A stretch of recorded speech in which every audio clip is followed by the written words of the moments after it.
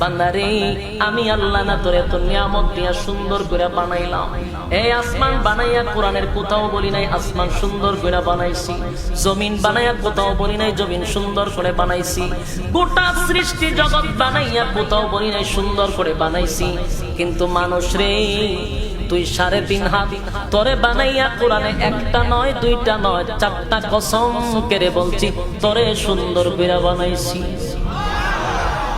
একটা দুইটা না 4টা কসম করে আল্লাহ বলছে মানুষ তোরে সুন্দর করে আমি আল্লাহ বানাইছি।